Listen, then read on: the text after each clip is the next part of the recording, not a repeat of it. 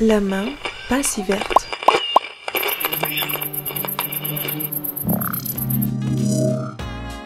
Salut à tous et bienvenue dans notre émission La main pas si verte. Bonjour Gaël et Daniel alias Dr Jonky et Mr High. Salut Hugo. Bonjour à tous, salut Hugo. Nous poursuivons notre série de questions-réponses. Aujourd'hui, Bastien nous interpelle. J'ai plein d'insectes dans mon jardin. Comment me débarrasser des ravageurs? Les insectes et autres bestioles du potager, c'est le thème de notre émission. Quels sont nos alliés et ceux dont il faut se méfier? C'est parti.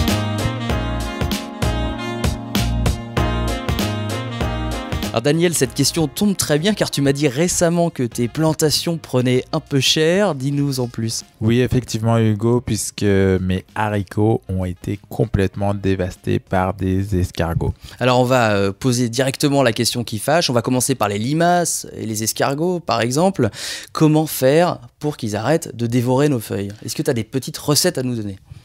Le principe, c'est de faire une sorte de barrière naturelle contre les rampants. Donc, on peut utiliser du paillis. Moi, par exemple, ce que j'ai fait, c'est que j'ai repris des rosiers qui sont bien piquants et j'ai fait un périmètre de sécurité autour de mes haricots. Et c'est efficace? Oui, dans une certaine mesure, puisqu'il y en a vraiment beaucoup dans mon jardin qui n'a pas été cultivé depuis un petit moment. Donc tu as déposé des branches de rosier là, pour empêcher les petites bêtes de venir. Il y a plein d'autres recettes, on voit un peu de tout sur internet. Il y a les coquilles d'œufs, le marc de café par exemple. Qu'est-ce que t'en penses? Oui, moi j'ai fait un combo en fait. Il n'y avait pas que les branches de rosier, j'ai mis des coquilles d'œufs, j'ai mis aussi donc du marc de café et des cendres puisque les escargots, les rampants n'aiment pas l'odeur et sont un peu repoussés par ça. Donc ça c'est plutôt efficace, on peut conseiller coquilles d'œufs, marc de café qu'on étale sur le potager, sur la terre ferme? Oui, dans une certaine mesure, mais lorsqu'il pleut beaucoup, c'est difficile de s'en débarrasser. Le plus simple reste quand même d'observer régulièrement et de ramasser les escargots au fur et à mesure.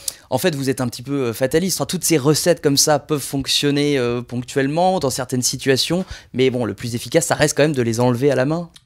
Oui, exactement Hugo. Il vaut mieux les enlever à la main, les mettre chez le voisin et votre potager ira beaucoup mieux. Il n'y a pas de solution clé. En même temps, le potager est là pour nous nourrir nous, mais aussi pour nourrir la faune et la flore environnante. Est-ce qu'il y a des semis, des plantes qui sont plus attaquées que d'autres par les escargots et les limaces dont on vient de parler? Oui, alors les haricots, on en parlait juste avant, les salades, tout ce qui est choux, cucurbitacées aussi, je l'ai bien dit cette fois, les courgettes, les courges. Voilà. Le basilic, Hugo, le basilic se fait fortement attaquer par nos amis les escargots également. Alors voilà pour les escargots et les limaces. Par contre, Daniel, en ce qui concerne la lutte contre les pucerons, là, il y a des méthodes un peu plus efficaces. Oui, les pucerons notamment, et puis d'autres insectes, il est assez facile de s'en débarrasser avec des petits mélanges, des petites recettes de grand-mère. Donc moi, ce que j'aime bien, ce que j'utilise beaucoup, c'est le bicarbonate de soude. Je mets 3 cuillères à soupe de bicarbonate dans 1 litre d'eau. Vous pouvez faire la même chose aussi avec de l'huile végétale. Et enfin, il y a une autre technique, c'est les décoctions d'ail qui marchent très bien contre différentes sortes de ravageurs. Et après, comment on fait ça? On applique sur les feuilles, on pulvérise verse ça en sur fait. la terre? Vous le mettez dans un pulvérisateur, vous mélangez ça avec de l'eau et vous pulvérisez sur les feuilles. Donc encore une fois, plutôt le matin pour pas que les gouttelettes viennent brûler les feuilles. On peut faire la même chose aussi avec des mélanges de prêle ou même d'ortie.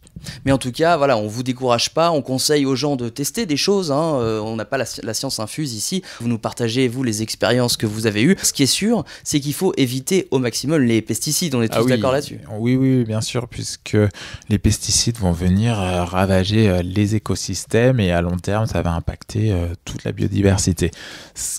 Vous pouvez retrouver en fait pas mal de petites techniques adaptées à chacune des plantes sur notre application. Il n'y a pas forcément une solution standard. Le bicarbonate de soude est peut-être la plus standard. Donc j'espère qu'on va pas décourager Bastien et nos auditeurs. On va pas donner ici aujourd'hui de recettes miracles, mais on va essayer quand même d'être un peu positif parce qu'on parle beaucoup d'insectes. On a parlé de quelques insectes qui causaient des dommages dans les jardins, mais il y a aussi beaucoup d'amis, de bons compagnons, ce qu'on appelle des auxiliaires, Gaël. Alors, je vais vous parler effectivement, Hugo, de notre top 6, c'est Dr Jonquier et Mr Hyde. Donc ça commence par les perce-oreilles. Les perce-oreilles, c'est des petits insectants longs qui ont une caractéristique, c'est qu'ils ont comme une sorte de pince au bout de leur petit corps, et eux, ils vont vous aider à vous débarrasser des pucerons. On les retrouve où ces perce-oreilles? Alors, majoritairement dans les petits branchages. Je vous en parlerai ensuite, Hugo, lors de la création de l'hôtel à insectes. Ensuite, on a les bourdons et les abeilles sauvages et les abeilles mellifères, dites domestiques, vont polliniser différents types de fleurs. Donc, et ça permet aux plantes de se reproduire et notamment de donner des fruits. Exactement. Alors ensuite, on a la chrysope. La chrysope, c'est un petit insecte un peu translucide. Elle va vous aider aussi sur les pucerons. Les coccinelles, évidemment, Hugo, tu connais les coccinelles. Ce sont les plus connus et c'est surtout les larves de la coccinelle qui sont très gourmandes en pucerons. Ensuite, on a les cirfes. Alors les cirfes, l'avantage, c'est que les cirfes, ce sont des toutes petites mouches qu'on voit souvent en vol stationnaire au-dessus des fleurs. Exactement, qu'on confond d'ailleurs très bien souvent avec des guêpes, qui ne sont pas des guêpes et qui vont vous aider à polliniser. Et ce qui est intéressant, c'est que leurs larves vous aident à manger les pucerons. Ensuite, on a les carabes, et là, les carabes, c'est le top du top au potager. La Rolls-Royce de l'auxiliaire. Ça mange les pucerons, ça mange les limaces, les escargots, les chenilles. Bref, on peut pas faire mieux. Ça ressemble à quoi le carabe? Alors le carabe, c'est un espèce de petit coléoptère. Donc coléoptère, c'est un espèce de petit scarabée, on va dire, noir, un peu luisant, carbone. Ouais. Très bien, tu nous as énuméré là tous les insectes qu'on doit accueillir dans notre jardin pour nous aider. Comment on les accueille justement? Comment on les fait venir? Alors, il y a un truc qui marche très très bien, c'est leur fabriquer un habitat. Et ce qui est sympa, c'est qu'on peut fabriquer un habitat pour tous ces insectes. Donc, on va vous parler là des hôtels à insectes. Donc, comment on fait? Nous, on a un petit tuto sur notre blog là qui explique qu'avec une caisse de vin, Hugo, on peut faire un hôtel à insectes. Donc, du coup, cette caisse de vin, il faut absolument que le bois ne soit pas traité, Hugo. C'est super important parce que si vous avez un bois traité, vous risquez de malheureusement faire fuir les insectes qui doivent se nicher dedans. Et donc, comment vous le construisez? En mettant différents matériaux dedans. Donc, des pailles et des branchages pour les cirfes et les perce-oreilles, des pommes de pin pour les coccinelles, des bambous pour les abeilles sauvages et des rondins de bois pour les chrysopes, les carabes et les bourdons. Donc en fait, ce que vous pouvez faire, c'est vos rondins de bois, vous les percez au préalable avec une perceuse et du coup, vous avez tout un tas de choses pour eux. Et donc, c'est top d'avoir un hôtel à insectes, mais de manière générale, c'est quand même sympa de pouvoir accueillir tout un tas d'autres mondes. Et Hugo, je crois que tu voulais nous parler de quelque chose. Vous me voyez venir avec ma biodiversité. Alors voilà, moi, ce que je préconise, c'est un minimum de gestion, un maximum de laisser-faire. Et si j'avais un seul cri à lancer, c'est « ne faites rien ». Il n'existe pas de mauvaises herbes, toutes sont utiles et le mieux donc pour la biodiversité, c'est de garder un petit carré dans votre jardin où vous ne ferez absolument rien, où vous laisserez la nature s'épanouir, un peu sur le modèle du jardin anglais, vous savez, avec ses irrégularités, sa naturalité. Ce jardin anglais est très accueillant, bien mieux que le fameux jardin à la française de le nôtre avec ses symétries. Daniel, ça t'inspire d'ailleurs? Oui, j'étais à Versailles l'été dernier, c'était très joli. Par contre, ça fait très peur. Je préfère le côté anglo-saxon. D'ailleurs, je me demandais quel est l'intérêt finalement de ne rien faire pour la biodiversité. Quand on laisse la végétation s'épanouir, ce sont des plantes spontanées qui apparaissent.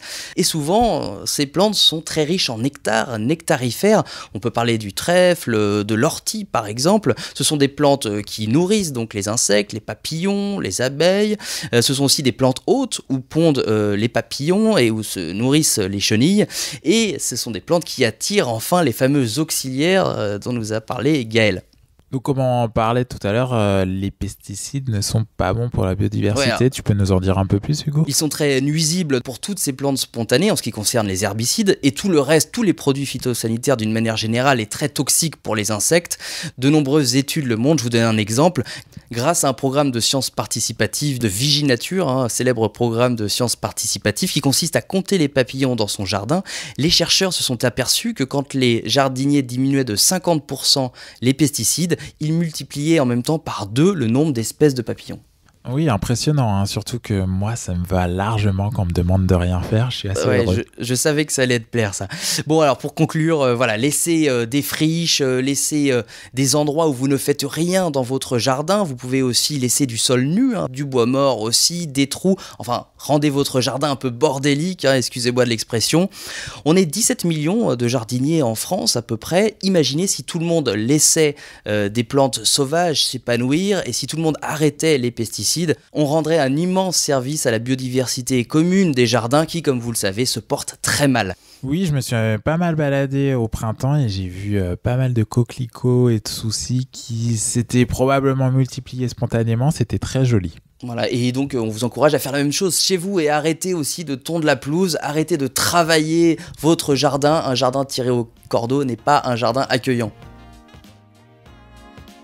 Merci messieurs pour vos éclairages. Alors pour résumer, il n'y a pas de recette miracle malheureusement pour écarter les ravageurs. Quelques techniques néanmoins fonctionnent. On vous invite à essayer par exemple les coquilles d'œufs ou le marc de café contre les escargots ou les limaces, des décoctions d'ail ou du savon noir qui marche plutôt bien d'après Daniel contre les pucerons. Ce qu'il faut en tout cas, c'est toujours être attentif et bien observer ce qu'il se passe dans le potager et au besoin retirer à la main les insectes. Mais comme nous l'a rappelé Gaël, certaines petites bêtes sont aussi nos alliés. Par exemple le perce-oreille ou le cirfe qui mange les pucerons, les abeilles et autres pollinisateurs qui participent à la reproduction de nos plantes. Et pour attirer ces auxiliaires, on vous conseille des hôtels à insectes et comme je le rappelais, laissez des petits espaces avec des plantes sauvages dans votre jardin.